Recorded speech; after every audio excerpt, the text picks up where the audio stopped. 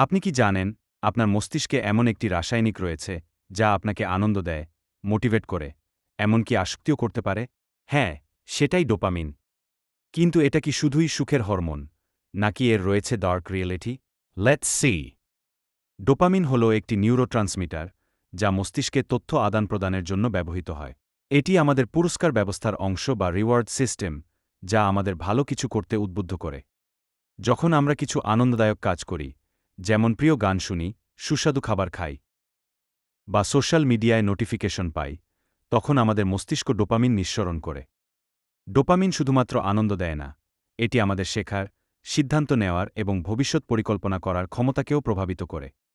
কিন্তু সমস্যা হয় যখন আমরা অতিরিক্ত ডোপামিন বুস্টিং কাজে লিপ্ত হই, যেমন social media scrolling, video games, fast food, মাদকের ব্যবহার, মাস্টারবেশন, ক্ষণিক সময়ের জন্য শান্তির জন্য কিছু কাজ, ইত্যাদি। এগুলো আমাদের মস্তিষ্ককে পুরস্কারের ফাঁদে ফেলে দেয়, ফলে আমরা স্বাভাবিক কাজেও আনন্দ পাই না। কাজটা কতটাই বা ক্ষতিকর তা সম্বন্ধে এত মাথা ঘামাই না। এখন ততটা দেয় না?